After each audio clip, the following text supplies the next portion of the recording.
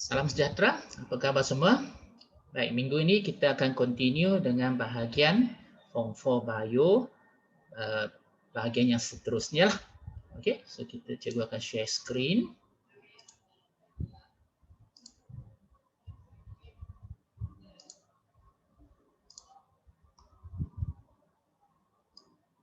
Baik, okey, bahagian yang seterusnya, proses hidup organisma unisel. Sebab minggu lepas kita dah pergi kepada bahagian struktur dan organel-organel dalam sel kan. So hari ini kita akan pergi kepada proses hidup organisma unisel. Right. So apa maksudnya organisma unisel? Right. Organisma yang terdiri daripada hanya satu sel sahaja.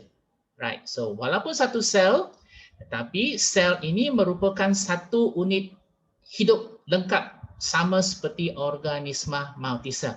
Contohnya, gambar rajah ini menunjukkan amoeba yang ni paramecium. So yang ni amoeba maksudnya dia ni sama macam manusia. So walaupun dia satu sel, manusia ada beribu-ribu, berjuta-juta, berbilion-bilion sel, tapi fungsi mereka sama sahaja. So organisma unisel boleh menjalankan semua proses hidup. So ada berapa proses hidup? Ada semuanya 7 proses hidup, iaitu respirasi, pergerakan, pemakanan, gerak balas terhadap rangsangan, pembiakan, pertumbuhan dan perkumuhan. Semuanya ada 7, sama macam manusia. Alright. So, contoh, protozoa adalah organisma unisel yang paling ringkas sekali. So, contoh protozoa adalah amoeba dan paramecium spesies. So, dua spesies ini yang biasa akan kita belajar dekat sini dan biasa akan ditanya dalam soalan peperiksaan nanti. Right, kita tengok satu persatu. Right, so yang ni secara ringkas, label-label ataupun bahagian-bahagian pada organisma unisel yang kita nak belajar nantilah. So yang ni adalah amoeba, yang ni adalah paramecium. So untuk paramecium kita ada cilium, rerambut-rerambut yang halus dekat luar, vakuum mengecut, yang sini pun ada vakuum mengecut. Dua-dua pun ada vakuum mengecut. Ada nukleus, yang ni pun ada nukleus, dua-dua ada nukleus. So untuk paramecium kita ada alur mulut di mana makanan akan masuk. Dan dia ada liang dubur di mana bahan kumuh ataupun bahan buangan akan dikeluarkan daripada paramecium tersebut. Berbanding dengan amoeba, amoeba tak ada liang-liang tersebutlah. Okey. So tapi amoeba ada vakuum makanan, ada pseudopodium dan sebagainya. Okey, kita tengok pada seterusnya. Yang pertama, pergerakan. Macam mana amoeba dan paramecium bergerak? So kita tengok, amoeba spesies sentiasa berubah bentuk apabila bertemu dengan halangan. Dan amoeba spesies ini bergerak dengan mengunjurkan pseudopodium, kaki palsu yang ni. Yang ni adalah kaki-kaki palsu dia. So kalau dia nak bergerak ke sini, so dia akan unjurkan pseudopodiumnya ke situ. Ini diikuti oleh pengaliran sitoplasma ke bahagian pseudopodium yang diunjurkan. So yang sitoplasma lain akan bergerak ke arah ini. So kita tengok video pergerakan amoeba. Okey. So kita tengok. Nampak tak pseudopodia dia? Dia nak gerak sini, dia akan gerak sini. So sitoplasma dia akan bergeraklah. So pengaliran sitoplasma dia bergerak sini. So yang ni tak mau dah. Dia nak gerak sini. So semualah gerak sini. Tengok pergerakan sitoplasma dia bergerak ikut pseudopodiumnya. So yang inilah cara pergerakan amoeba. So dia bukannya cepatlah, dia slow sahaja. Okay? Alright. So kita back to just now.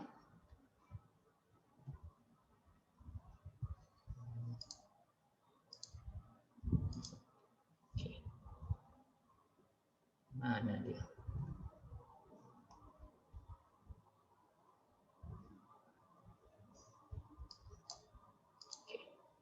Right, so yang itu adalah pseudopodium.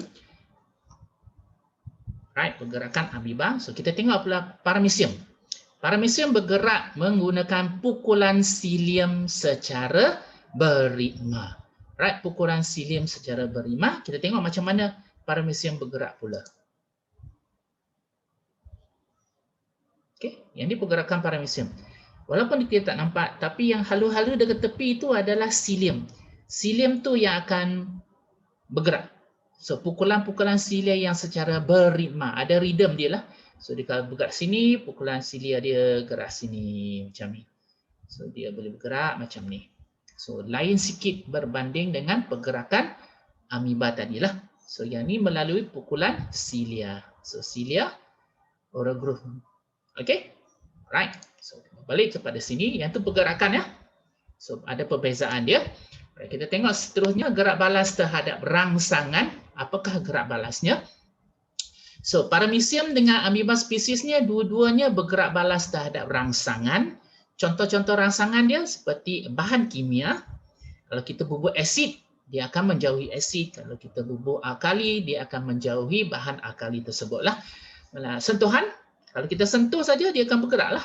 Sama macam anda lah. Kalau ada orang sentuh anda, anda tak suka, anda gerak.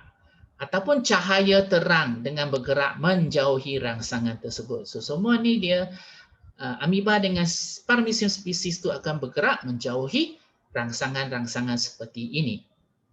Kita tengok seterusnya, respirasi. Right. Respirasi maksudnya di sini ialah pertukaran gas oksigen dan karbon dioksida berlaku melalui membran plasma. Yang ni membran plasma dia. Right, so pertukaran gas keluar masuk tu melalui resapan ringkas sahaja di seluruh permukaan sel. So permukaan sel semua kat sini. So resapan akan berlaku di sinilah. Mana-mana bahagian permukaan dia, resapan gas akan berlaku. Pemakanan. Okey. So amoeba bergerak ke arah makanan dengan mengunjurkan pseudopodium. Macam pergerakan tadilah. Yang ni pseudopodium dia akan unjurkan pseudopodium untuk memerangkap zarah makanan. Contoh yang ni adalah zarah-zarah makanan. Pseudopodia dia akan diunjur ke arah makanan tersebut. Dia akan memerangkap makanan tersebut secara fagositosis. Proses ini kita panggil dia fagositosis. Tapi bagi paramecium pula, tadi dah katakan kan, pukulan silium dia membantu zarah makanan masuk ke dalam alur mulut dia. Kemudian vakum makanan tu akan bergabung dengan lisosom. Masih ingat lisosom lagi? Apa yang ada dalam lisosom? Masih ingat? Right, lisosom, dalam lisosom ada lisozyme. Sejenis enzim, kita panggil dia enzim hidrolitik yang digunakan untuk mencerna organel ataupun mencerna zarah makanan di sinilah.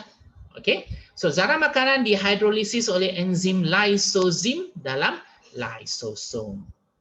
Boleh ya? Okay. Seterusnya, pemakanan nutrien yang dihasilkan diserap. So tadi dah berlaku hidrolisis. Nutrien-nutrien tu akan diserap oleh unisel tadi ataupun amoeba tadi.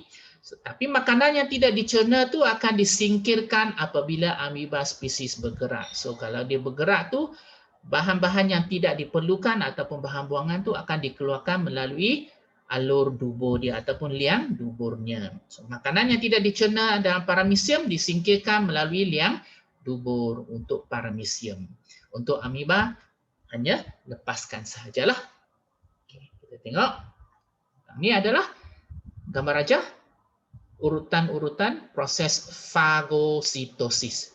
So contoh yang pertama, pseudopodium tu, unjuran pseudopodium mengelilingi makanan, kemudian makanan akan diperangkap menghasilkan vakum makanan. Vakum makanan ni bergabung dengan lisosom. Dalam lisosom ada enzim, enzim akan cernakan makanan tersebut. Nutrien tu akan diserap, manakala makanan yang tidak dicerna tu akan dikeluarkan. Okey, yang ini keseluruhan proses fagositosis. Okey, kita tengok pertumbuhan pula. Amoeba spesies dan paramecium dua-duanya membesar dengan mensintesis sitoplasma baru. So maksudnya kalau katakan sel ni daripada sel yang kecil yang ni nak jadi besar macam ni, dalam dia kita kena isi dengan sitoplasma kan. So untuk membesarkan sel tersebut, dia akan sintesiskan sitoplasma supaya sel tu membesar. Okay, ini pertumbuhan. Dari segi perkumuhan pula, so bahan-bahan perkumuhan seperti karbon dioksida dan amonia disingkir secara resapan. Okay, oleh sebab amoeba dan paramecium hidup dalam persekitaran air tawar, so air meresap masuk ke dalam sel secara osmosis dan mengisi vakuum mengecut. Masih ingat lagi vakuum mengecut?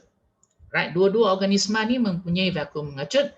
Dua-dua organisma ni hidup dalam keadaan air tawar. So maksudnya air itu sentiasa meresap ke dalam sel secara osmosis, menyebabkan vakuum tersebut akan semakin lama semakin mengembang sampai satu tahap dia akan mengecut. Okay, so vakuum mengecut akan mengembang ke saiz maksimum, lalu mengecut untuk menyingkirkan air dari semasa ke semasa. Maksudnya vakuum mengecut itu penting. Kalau air sentiasa masuk, vakuum mengecut tak berfungsi, sel tu semakin lama semakin besar, sampai last kali dia akan pecah. Okay, right. Proses ini dinamakan pengosmo kawal aturan. Dia kawal atur tekanan osmosis dalam sel tersebut. Okay, kita tengok seterusnya. Pembiakan.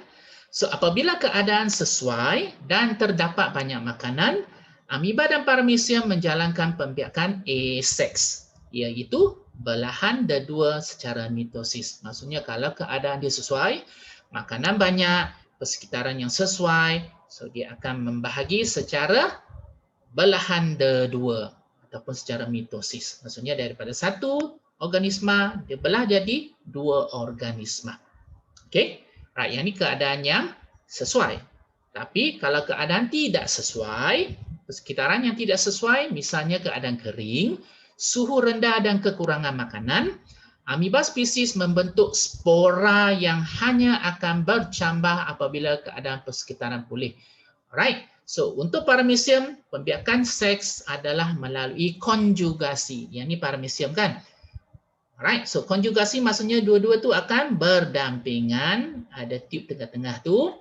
Berlakulah apabila keadaan persekitaran yang tidak sesuai. Kalau keadaan tak sesuai, pembiakan seks. Okey? Right. Kita tengok seterusnya. Right. Proses hidup organisma multisel. Tadi yang kita sebut adalah proses hidup organisma unicellular. So yang ni multicellular pula, multisel. Right. Kita tengok proses hidup dia. Alright, terdapat pelbagai jenis sel dalam organisma multisel, berbeza dari saiz, bentuk dan susunan.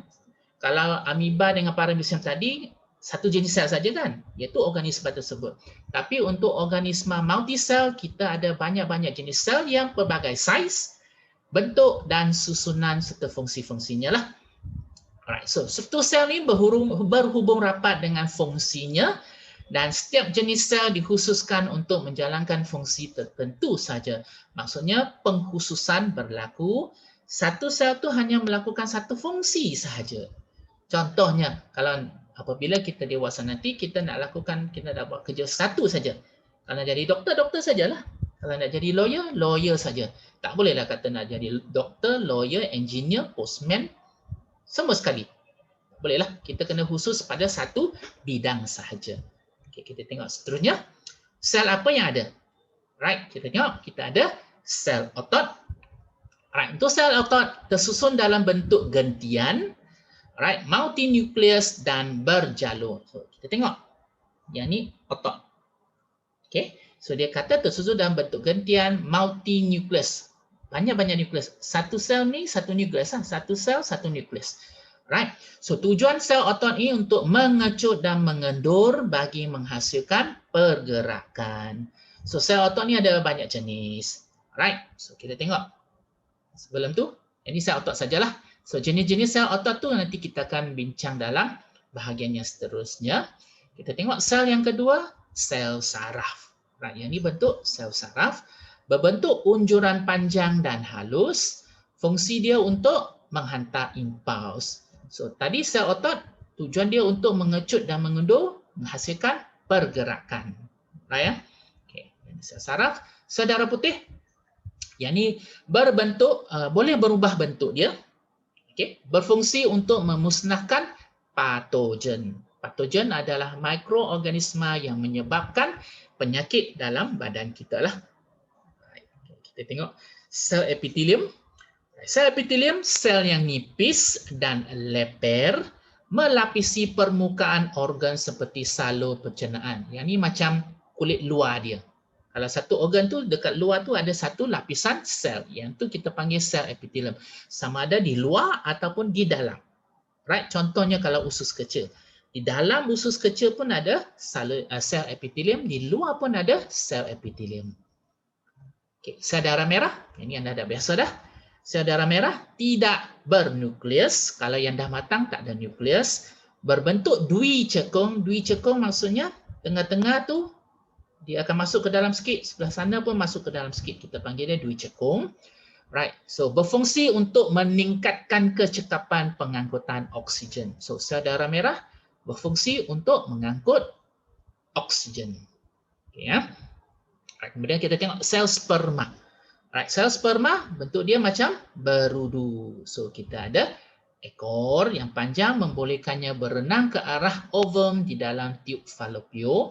So bahagian kepala punya, bahagian kepala mengandungi nukleus yang membawa satu set kromosom yang berasal daripada induk jantan. Okay. Kita tengok tiub tapis, yang ni tumbuhannya. Sebelum ni semuanya tentang sel-sel haiwan, yang ni sel-sel dalam tumbuhan. Right, kita ada tiub tapis. So turus silinder panjang yang tersusun dari hujung ke hujung. Right. So mengangkut bahan organik dari daun ke organ simpanan seperti buah. Yang ni tiub tapis. Digunakan dalam sistem pengangkutan makanan dalam tumbuhan. So biasanya kita refer kepada flowworm lah. Tiub tapis, flowworm. Right, salur xilem berbentuk salur berongga yang panjang dan bersambungan. Berfungsi untuk mengangkut air dan garam mineral dari akar ke seluruh bahagian pokok. So maksudnya yang ni mengangkut air. Xilem lah. Right, so salur xilem. So salur xilem beza dia tengok. Dinding dia sangat-sangat tebal. Berbanding tadi dinding-dinding dia yang nipis. Okey, so yang ni adalah xilem. Nampak dinding dia tebal. Di luar tu flower. Okay. Kita tengok seterusnya. Sel mesofil palisad. So sel mesofil palisad ini sebenarnya, katakan yang ni, bukan katakan, yang ni adalah keratan rentas daun. Yang ni bahagian atas daun, ini bahagian bawah daun. So sel yang dekat sini, atas bahagian daun tu, permukaan atas daun tu, yang ni kalau kita perbesarkan dia, kita dapatlah sel bentuk yang macam ni. Yang ni adalah sel mesofil palisad. Alright. So terdiri daripada sel berbentuk silinder, nampak bentuk dia silinder, yang disusun secara tegak dan rapat. So semuanya rapat-rapat, tengok rapat. Ini dia tak nampak sebab mungkin dia overlap. Right, ada sel dekat dalam tu, ini ada sel dekat dalam, overlap. Mempunyai kepadatan kloroplas yang tinggi. So maksudnya dalam sini ada banyak kloroplas. Masih ingat fungsi kloroplas? Masih ingat? Alright, so kloroplas memerangkap tenaga cahaya dan menukarnya kepada tenaga kimia semasa fotosintesis. So yang tu kena ingat. Alright, so kalau kepadatan kloroplas dia tinggi, maksudnya susunan ini membolehkan penyerapan maksimum. So masih ingat cikgu kata yang ni permukaan atas daun, yang bawah tu permukaan bawah daun lah. So tenaga cahaya akan sinar daripada bahagian atas. So bahagian atas dia susun rapat-rapat untuk memaksimumkan penyerapan cahaya matahari untuk fotosintesis. Ini mesofil palisad. Kita tengok satu lagi mesofil. Mesofil berspan. Tadi yang atas ini ialah mesofil palisad, tapi yang bawah ni, yang ni semuanya adalah mesofil berspan. Nampak tak beza dia? Okey, beza dia. Alright, so yang ni rapat. Tapi ini banyak ruang. Tengok ada banyak ruang kosong tengah-tengah tu. So sel tersusun secara longgar dengan banyak ruang udara di antaranya. Banyak ruang udara. Ruang udara yang besar membolehkan pertukaran gas dari bahagian dalam daun ke sel mesofil palisad. Maksudnya sel-sel ni sel hidup kan?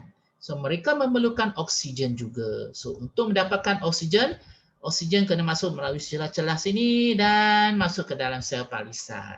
Sebab palisad tadi dah susun dengan rapat kan? Ruang udara dia kurang. So bawah tu kena ada banyak ruang udara. Okey. Right, sebelum tu. Sel mesofil berspan pun, tadi palisat banyak kloroplas kan? Sel mesofil berspan juga mempunyai kloroplas, tapi kepadatan dia tak tinggi macam mesofil palisat. Alright, boleh ya? Kita tengok sel pengawal. So, di manakah terletaknya sel pengawal? Di bawah-bawah sini. Lapisan epidermis bawah di sini. Yang ini terdapat dalamnya terdapatlah sel-sel pengawal. Tapi bukan semualah, sebahagiannya. Right, so sel pengawal, yang ni sel pengawal, yang ni. Right, sel epidermis yang terubah suai, diubah suai daripada sel epithelium ataupun epidermis dengan dinding sel yang lebih tebal di bahagian dalam. So, dinding sel dia lebih tebal di bahagian dalam, dinding sel dia nipis pada bahagian luar. So, tujuan dia untuk mengawal pembukaan dan penutupan stoma. Stoma adalah liang kecil sini, liang kecil-kecil dalam sini. Alright, so stoma adalah liang yang membenarkan pertukaran gas oksigen dan karbon dioksida berlaku. So dalam daun, yang ni kalau dibuka, liang stoma buka, proses pertukaran gas akan berlaku lah. Alright, kalau ditutup, proses pertukaran gas tu berlaku tapi dengan kadar yang rendah. Okey, kita tengok seterusnya. Sel akar rambut. Okey, yang ni akar yang besar. Yang ini akar yang halus-halus tepi-tepi dia. So, kita panggil sel akar rambut. Mempunyai unjuran panjang yang menambahkan, keyword dia menambahkan luas permukaan untuk penyerapan air dan garam mineral. Sebab yang ini akar kan. So, akar berfungsinya untuk menyerap air dan garam mineral. Right. Seterusnya, organisasi sel dalam manusia. Okey. So, dalam organisasi ataupun dalam organisma multisel, sel-sel yang sama jenis dan menjalankan fungsi yang sama diorganisasikan sebagai tisu. Maksudnya daripada sel, kalau ada satu kelompok sel yang sama jenis dan melakukan fungsi yang sama, kita grupkan dia sebagai tisu. Kemudian, sekumpulan tisu yang mempunyai sel struktur dan fungsi yang sama disusun bersama untuk melaksanakan suatu fungsi yang khusus, kita panggil dia yang ni tisu lah, dia mesti khusus. Alright, so dalam badan manusia, tisu boleh diklasifikasikan kepada 4 jenis. So ada, secara ringkas ada 4 tisu, iaitu tisu epitelium, tisu otot, tisu saraf dan tisu penghubung. Alright, kita tengok apakah jenis-jenis tisu tersebut. Kita start dengan tisu epitelium kan. Right. So tisu epitelium, tisu yang melapisi permukaan luar, contoh kulit manusia, dan permukaan berongga dalam badan, contoh rongga pencernaan, maksudnya dalam esophagus anda, dalam mulut anda, dalam perut, dalam usus kecil dan sebagainya. Dan pernafasan, rongga hidung, trakea, bronchus, bronchial, alveolus, yang tu saluran pernafasan anda. Semuanya ada epitelium. So, struktur tisu epitelium ini diadaptasi berdasarkan fungsinya. Right, misalnya, tisu epidermis pada kulit melindungi organisma daripada jangkitan. Contohnya kulit anda. So, kalau tak luka, mikroorganisma tak dapat masuk. Kalau terluka, mikroorganisma masuk. So, maksudnya kulit ini melindungi organisma daripada jangkitan, kecederaan, bahan kimia dan penyahidratan. Penyahidratan maksudnya air hilang daripada badan anda. Kalau tak ada kulit, air senang tersejak keluar. Tisu epitelium yang melapisi trakea mempunyai unjuran seperti rambut. Yang ni rambut. Nampak? Yang ni rambut. Okey, so kita panggil dia cilium. Macam paramecium tadilah. Cilium ataupun cilia. Ini tisu epitelium. Right. So tisu epitelium melapisi rongga mulut dan esophagus. Nampak? Yang ni bentuk dia macam ni. Seterusnya. Okey, tisu epitelium melapisi permukaan paru, rongga dan salur darah. So yang ni contoh dia. Tisu epitelium melalui permukaan trakea dan bronchus. So, beza dia ialah dia ada unjuran-unjuran silia. Nampak? Yang ni unjuran-unjuran silia. Okey, saya melapisi tubule, kelenjar dan ductus ginjal. So yang ni saiz dia, tengok bentuk dia macam ni. Tisu epitelium melapisi usus kecil. So usus kecil macam ni. So dia ada sel-sel khas. Tengok yang ni. Yang ni adalah kelenjar-kelenjar khas yang boleh menghasilkan mucus ataupun enzim nanti. Okey, ini kelenjar-kelenjar khas dia. Alright, so habis tentang tisu epitelium, kita tengok pada tisu otot pula. Right, seperti biasanya kita terdapat 3 jenis otot dalam manusia. Right, kita ada otot licin, otot rangka dengan otot kardium. Right, kita tengok otot licin pula. Otot licin ni terdapat di salur pencernaan, salur-salur darah anda, salur kencing dan salur pembiakan. Right, so kita ada salur-salur ini. Otot rangka pula terdapat pada kaki dan tangan anda. Otot kardium pula terdapat pada dinding jantung. So satu tempat saja ada otot kardium, itu dalam jantung anda, otot-otot jantung anda. Okey, so tadi dah bagi tahu dah, tisu otot ni melakukan proses pengecutan dan pengendoran. Kalau pengecutan, pengendoran biasanya untuk pergerakan. Right, untuk otot licin pula, dia membolehkan aktiviti luar kawal seperti tindakan peristalsis di sepanjang saluran pencernaan.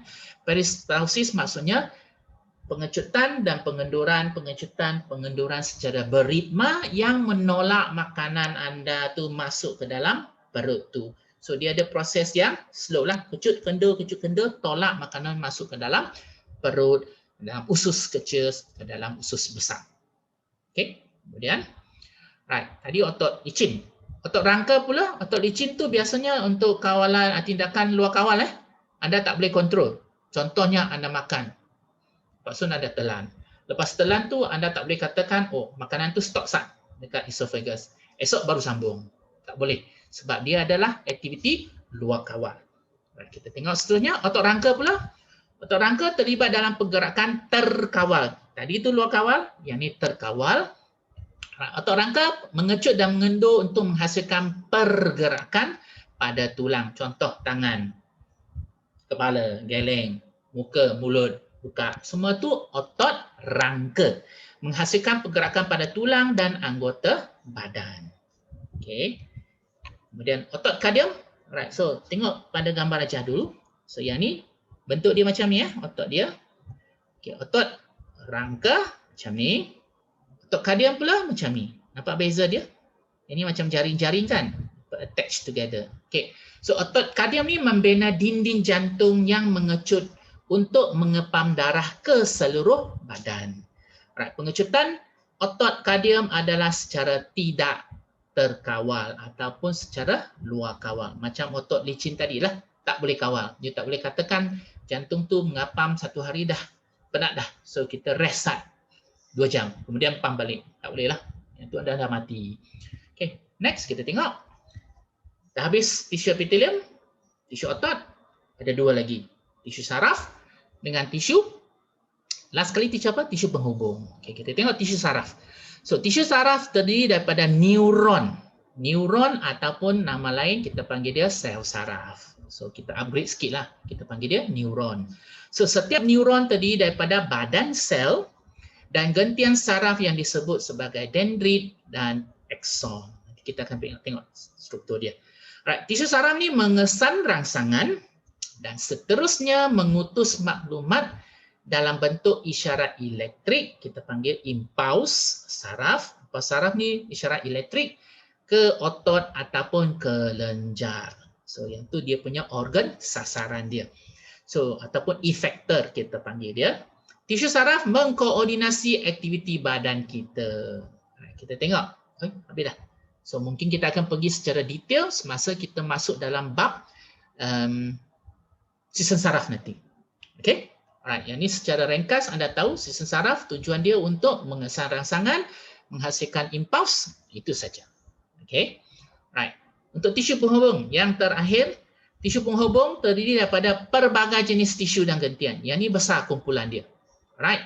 Tisu jenis ni tersebar luas di seluruh badan dan mempunyai banyak fungsi dia.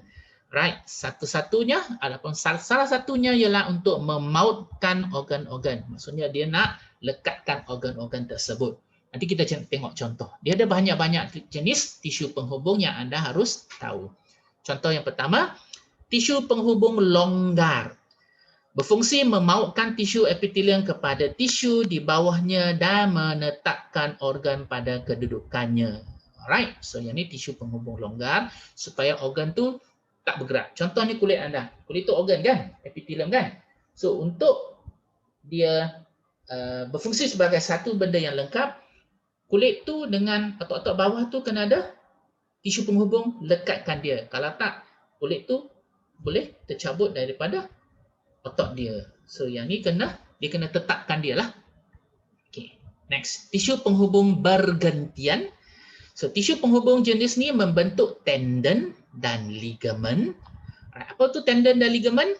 So tendon menyambung tulang dan otot, manakala ligamen menyambungkan tulang kepada tulang. Kalau tulang dengan tulang adalah ligamen.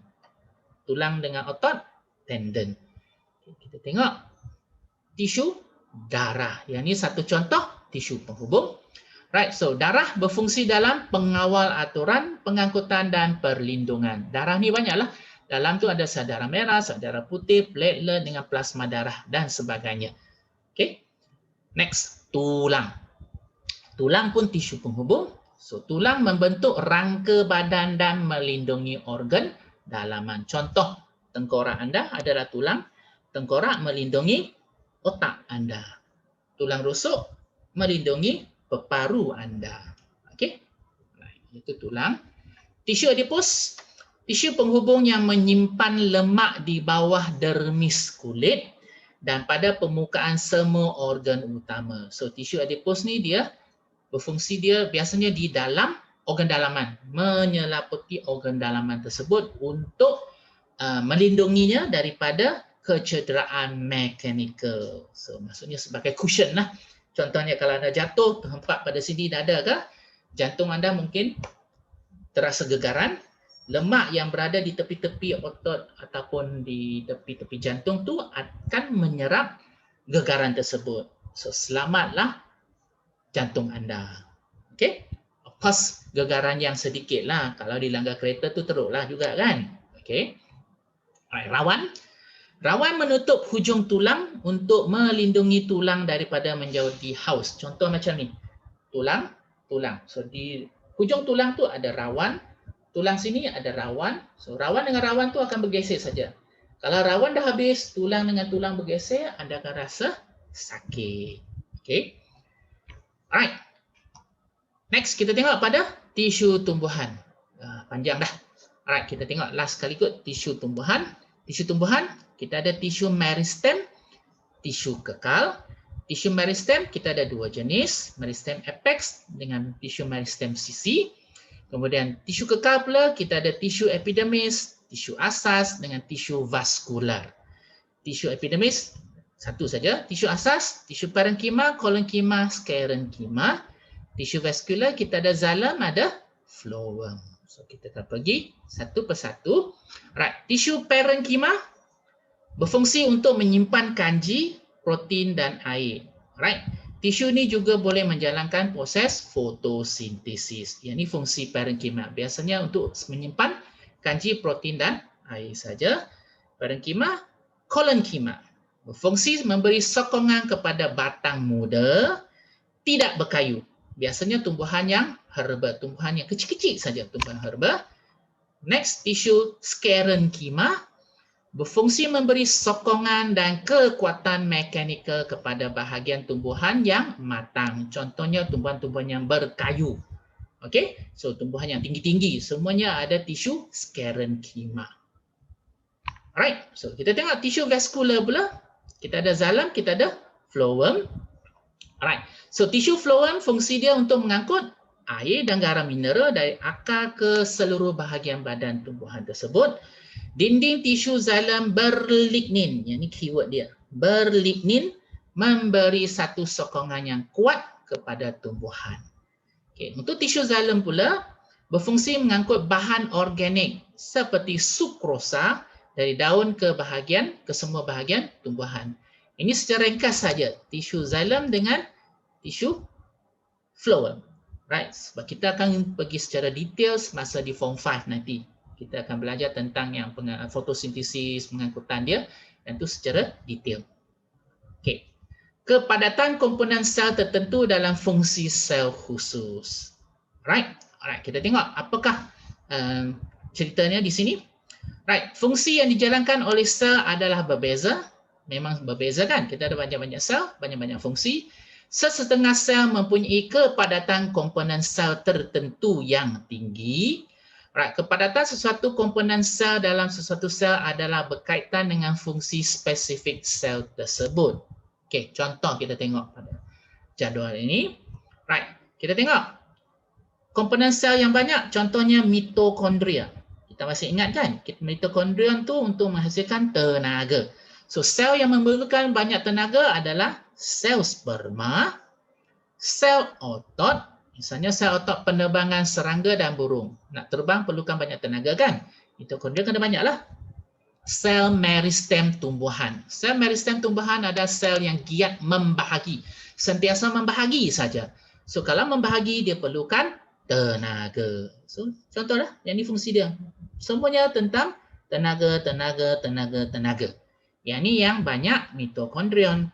Untuk yang kloroplas pula ada dua. Sel mesofil palisad, sel mesofil berspan. Kloroplas untuk menyerap lebih banyak cahaya matahari dan menjalankan fotosintesis. Untuk jalinan endoplasma kasar dan jasad Golgi, biasanya sel yang menghasilkan enzim.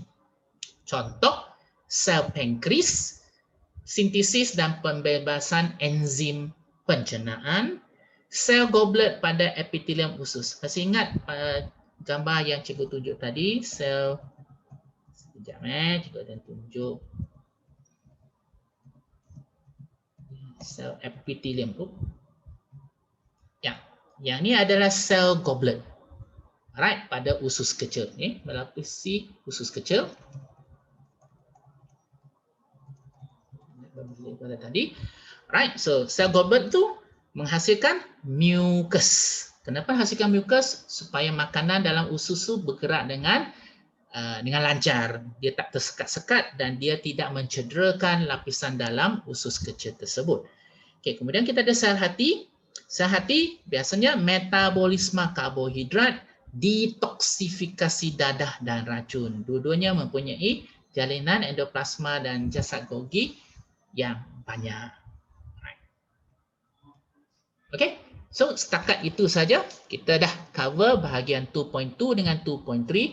So hari ini panjang sikit. So cikgu harap anda dapat go through slow. Tak apa, kalau tak faham replay balik. Right, so setakat itu sajalah untuk hari ini. Okay, nanti cikgu akan share worksheet dalam grup nantilah. Right, okay, kita jumpa lagi pada masa yang akan datang. Bye-bye.